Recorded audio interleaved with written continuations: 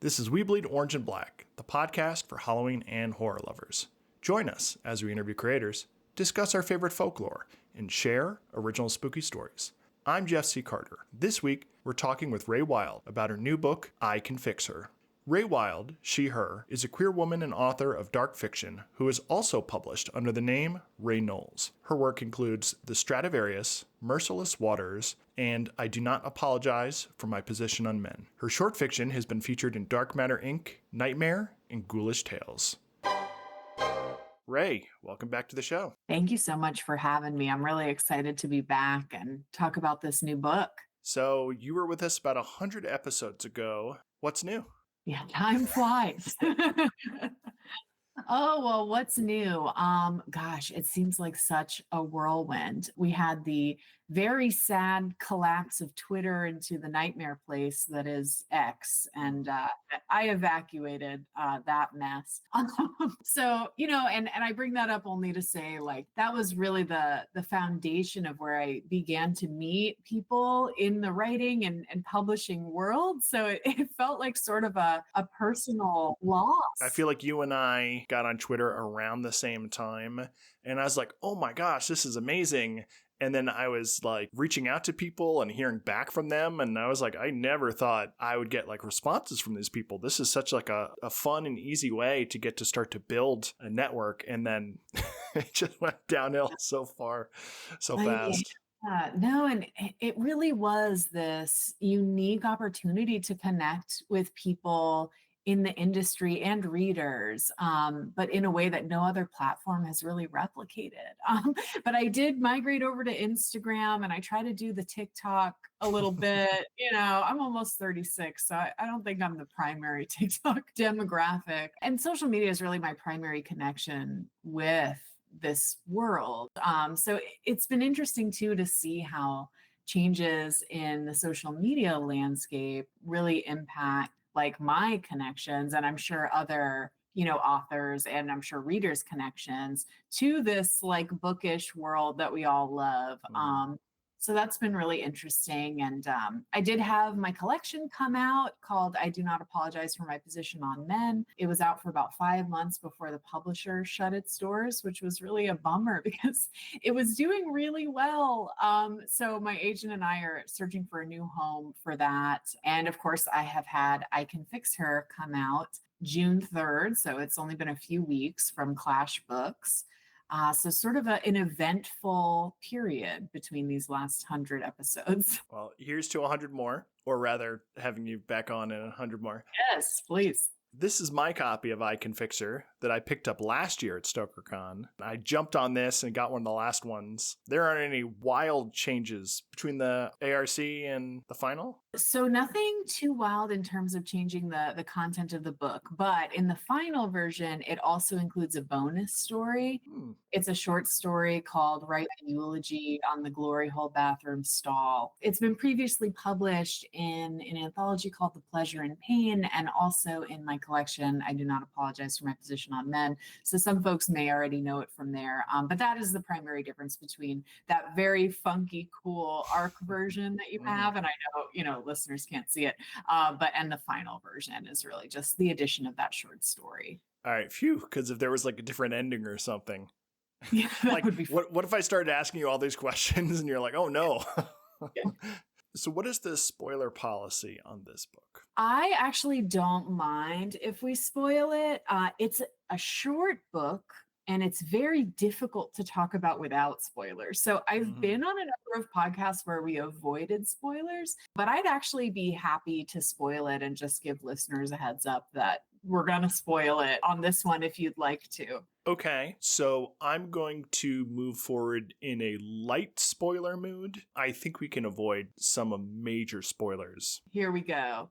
So the book description is, this is how you lose the time war meets things have gotten worse since we last spoke in this fast-paced queer horror novel in which an obsessive woman stumbles upon a second chance romance with her flighty paramour, but it quickly deteriorates into a dark spiral of destruction. Johnny spots her ex, Alice, at the local cafe with a vague sense that she's been there before. Though she's still angry about their breakup and Alice's subsequent ghosting, Johnny can't resist the draw of a second shot at their relationship and accepts Alice's invitation back to her apartment. Once there, promises are exchanged.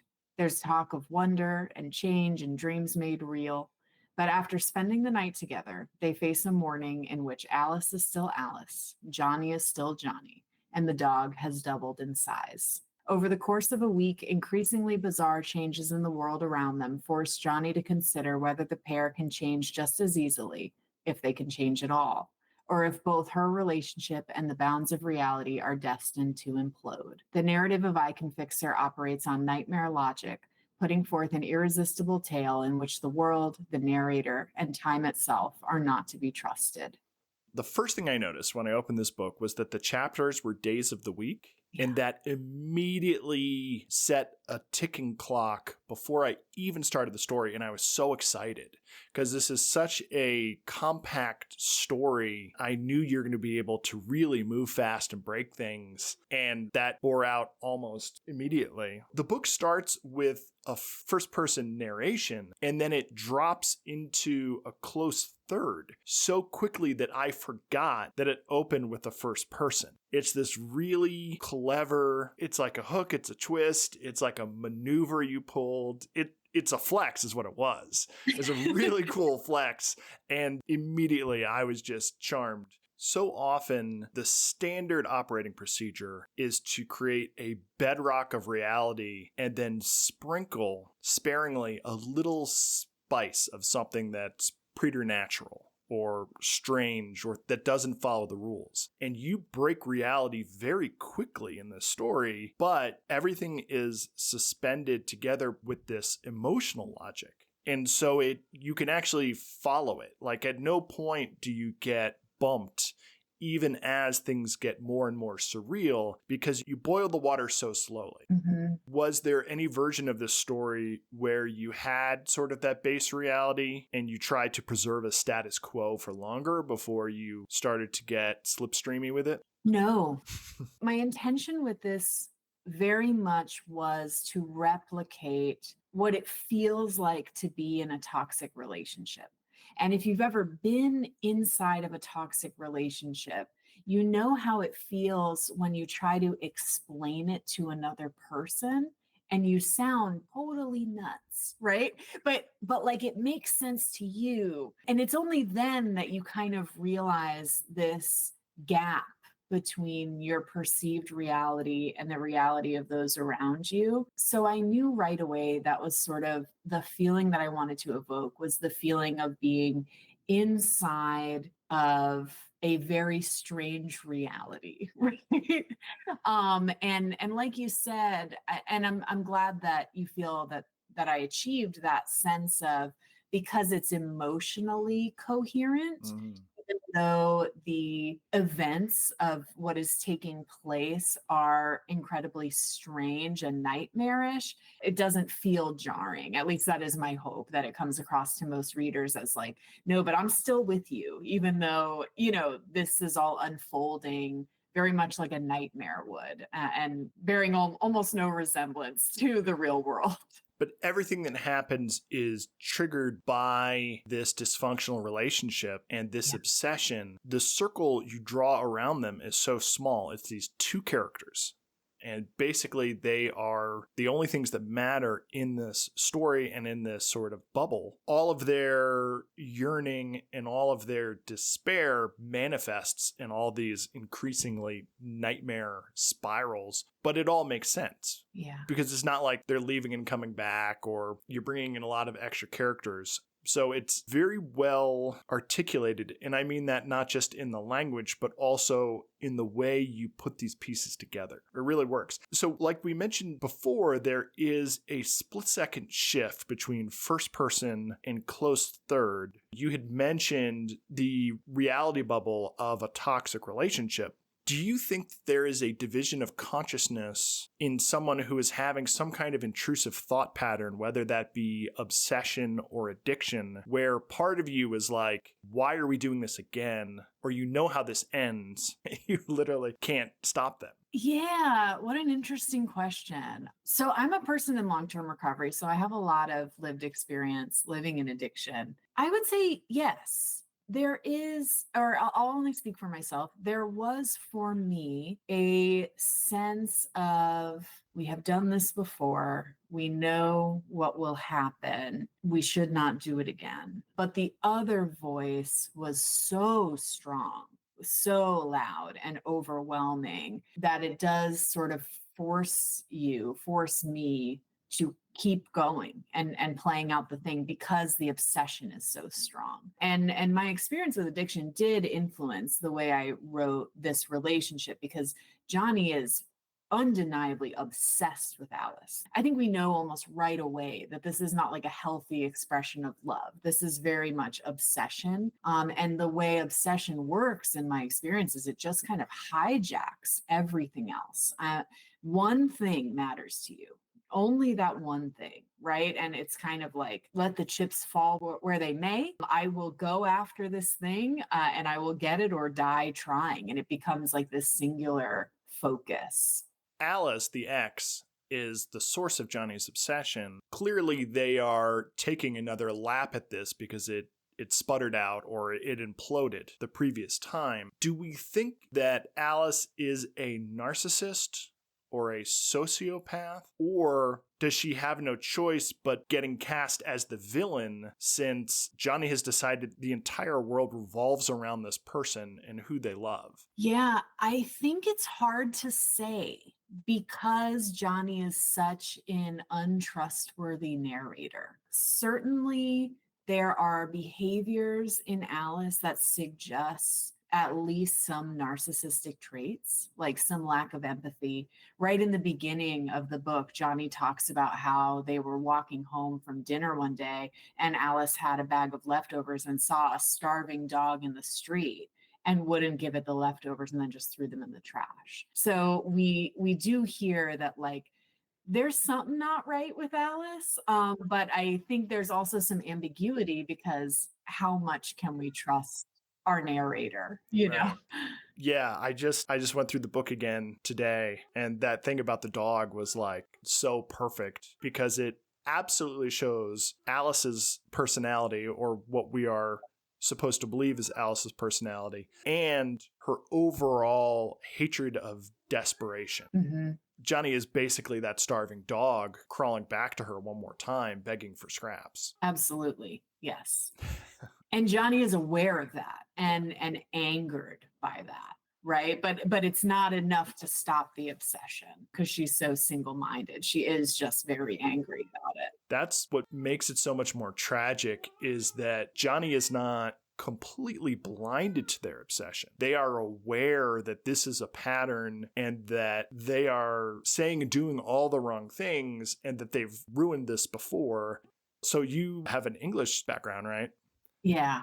I don't know if that's something you pick up just from really immersing yourself in a lot of literature, whereas in like screenplays and movies, you don't get that. And you do it so well in this story. So sorry, that's a long way around of saying, let's jump into the narration. Yeah, no, and it's funny you bring up films because actually where I draw the inspiration is films.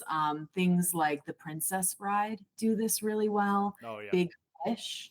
And what it does for me when you have sort of a story happening within a story is it gives you the opportunity to tell the story and the story of the storyteller. They both can't be front and center, right? You kind of have to be careful in terms of how you layer that in. But it does present that opportunity. And part of the reason that I wanted to do this for I Can Fix Her is that Johnny on the page is not trustworthy. But our narrator tells you right away, the opening line is, "This is the part I have to watch." So we know that this is being told to us. And then some lines down, she says something like, "The rest I'm recalling from memory." The details do not matter. Don't matter. Which is such a crazy called shot. Right. Here's the story. Don't worry about the details. I love it. So we're learning right away that, like, Johnny is not trustworthy, but our narrator is, right? And there's other things in there, like Johnny forgets things, but I remember. So we do get this sense, I think, all the way through until we ultimately find out what's happening here, that like Johnny on the page is unreliable. These fantastical things are happening. She's not a trustworthy character, like in terms of her actions within the plot of the book, right? Like we find out she's doing all these pretty atrocious things, but we kind of have our narrator to fall back on in a way. And to me, like it is a careful line to walk in terms of having an unreliable narrator, because you never want the reader to feel cheated. You never want the reader to feel like, you lied to me, author, like I invested all this time in you and you kind of spit in my face in the end. And that can happen when that unreliable narrator thing is not done well. But I think having that first person point of view that can be relied upon hopefully protects against that in some ways. Like, throughout when things get really, really wild, we do have those subtle reminders of like, but I'm here. And to me, that's a promise that I'm making to the reader of, I am going to tell you what this is all about. I know that this is really crazy right now, but like, I am going to let you know what's happening. Like, I will not leave you adrift in this nightmare.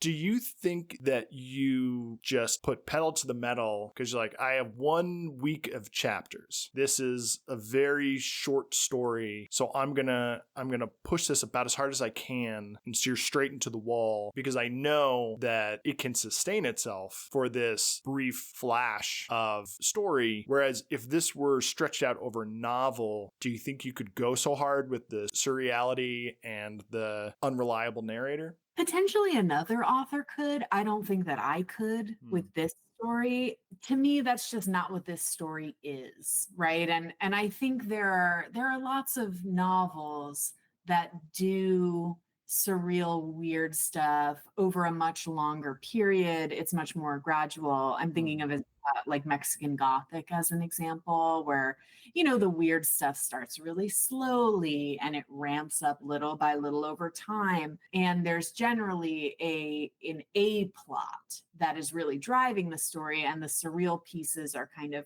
happening in the background until they reach such a threshold that they kind of take over the story at some point. So I do think if formatted that way, it's definitely possible. But this story is very much about one thing. Like you said, it's a locked room, Johnny and Alice trying to see if they can change for one another. So it's really just kind of making one point. So I didn't feel like it needed or should be any longer than that. I think it would have just been belaboring the point. I think also when things get that weird, if you've read the book, you know what I mean, there's a limit on how long that can be sustained without the reader just going like, okay, we get it. Like, let's move on. Is there anything else you wanted to dive into? I think I would just say that if this resonates with anyone listening, either presently or from a past situation that they've been in, I'm so sorry. This is a very personal book to me. I mentioned before, I have lived experience with addiction, but I've also had the unfortunate pleasure of being in a relationship that looked a lot like this, without the surreal elements, of course. But it's incredibly difficult and incredibly painful. And I've had a number of people reach out to me and let me know that it hit home really hard for them, and they took it, personally. They meant that as a compliment. But it's a difficult book, I think, for people that have been in situations that feel like this. And that's why the dedication is what it is. And for anyone listening, the dedication is, this is the last one, you son of a bitch. Because I've wrangled with the emotional fallout from being in a relationship that felt like this for a long time. And I've done a lot of writing trying to explore it. And this really felt like my final story that I wanted to talk about this, and I'm ready to kind of move on from it now. But yeah, there are themes of obviously emotional abuse and incredibly toxic relationships in the book. So anyone listening thinking about picking it up, just know that going in. And if that's up your alley, by all means have at it. And if that's not something you're up for today, totally get it. I would strongly recommend people do pick it up, though. It is very compact. You can read it quickly, but it will stay with you for a very long time. It is a very intense and original story. Well done, Rae. Thank you. The last question I'll ask about the book is, can you tell us anything about the cover art? Yeah, the cover art is great. So Matthew Revert is the cover artist. And, when you work with a cover artist, you try to throw out like, all right, here's some colors I was thinking, and here are sort of the themes I was thinking. And he just knocked it out of the park immediately. I think all I gave him was like, all right, I want it to feel like repetition and sort of cosmic. And I think like purple kind of neon tones are the vibe. And he was great. So all the compliments to him. You can follow him on Instagram at Paper Crisis. He posts really funny art stuff that he does all the time. So highly recommend giving him a follow. But yeah, I love the cover art. I think it's very much the mood of the book is captured in that cover image. So we are more than halfway to Halloween. Do you have any fun plans coming up for the fall? Oh, so I'm doing a lot of book events in the fall. Already started with StokerCon, which was amazing. But I am going to WorldCon in Seattle in August. I'll be at ArmadilloCon in Austin, Texas in September. In November, I'll be in Hudson, New York for Horror Reader Weekend. So I will be around. And then I think I'll also be at Miami Book Fest with Clash in November. So if you're in any of those cities and you want to come see me, I'm happy to sign your book and take a selfie. So those are my big plans. And then Halloween is very much my holiday every single year. So I do the whole nine, I decorate the house. So I have a huge inflatable screen that you can like project movies onto with a projector. Nice. So yeah, we do the whole thing for Halloween over here. That's like our Super Bowl. Are you projecting things for kids and people on the street, or is this just a private theater experience? Oh no, it's for people on the street. We'll usually put up like a classic horror movie. So maybe like Jaws or like Frankenstein or something like that. That's awesome. Nice. So you had mentioned moving on to explore other ideas. What do you have coming up next? Well, I have a book out on submission called Happily Ever After the Murders. It is about two women who are now elderly, but who 40 years ago each killed their husbands so that they could be together and got away with it until the power company needs to replace the lines in their yard. And they are going to dig up the bodies. So these two elderly women from Long Island have to go on the run, and they take their cat with them, which is a whole thing. And so it's sort of like a book club thriller-esque fun thing, and hoping to get some news on that soon. We're sort of in a maybe vague place with it, but I'm very excited about that. I also have another book on submission that's a horror romance set in the Edwardian period that is sort of a fictionalized history of Fire Island. But yeah, so, keep your fingers and toes crossed, and hopefully we'll find some homes for those books soon because I want to share them. It was probably from an interview you did with Scotty on Horror from the High Desert, but I heard you talking about the Happily Ever After the Murders book. That was the one I really wanted to follow up with because that is the best hook. That is such a great idea for a story. Thank you. Well, I've talked about it before, but believe me, I am so happy to talk about it again. It's inspired by my grandmother, Minnie, whose husband died young and unexpectedly in his early 40s. And her friend, Ev, whose husband also died young and unexpectedly around the same time, and who then moved in with Minnie. And they lived together for the rest of their lives, and they are buried next to each other in the state of New York, not next to their late husbands. And Minnie has been described to me as a chain-smoking rageaholic. Ev has been described to me as having all the charm of a truck driver. They chain smoked cigarettes and they ran a 24-hour diner. And they, just absolute icons of their time, I think. And so, of course, when I heard all this as an adult, I was like, these women killed their husbands, right? Like they killed is that what happened? And, so I don't know that they did that, but I like to live in a fictional world where they did kill their husbands and got away with it, and this would have been in the 50s. So what a thing to do! And their love story, which stood the test of time. They were together over 40 years. That is awesome. I can only imagine you will hear news about that very soon because, yeah, I think that's a no-brainer. Thank you. I think that's a slam dunk idea. Thank you. I love it. I'm very excited. And I get excited responses from people when I talk about it. So I feel like that's a good sign. And keep your fingers crossed for the next week or two for me, because I think we may hear something pretty soon, hoping to. Awesome. Rae, where can people find you online? So I am mostly on Instagram and TikTok at _Rae_Wilde. That's Wild with an E. And my Instagram is a little more hinged than my TikTok, I think. But on both of them, you can find me making silly videos that make people mad at me. That's one of my favorite things to do. And yeah, I'm on there quite a bit. Well, Rae, thank you for coming back on the show and hanging out with us. Hey, thanks so much for having me. This is always great. Thanks for listening. Please subscribe and follow. We're now on YouTube. Links are in the show notes. You can find me at jeffccarter.com and hit the link to pick up my collection, We Bleed Orange and Black, 31 fun-sized tales for Halloween. Until next time, stay spooktacular.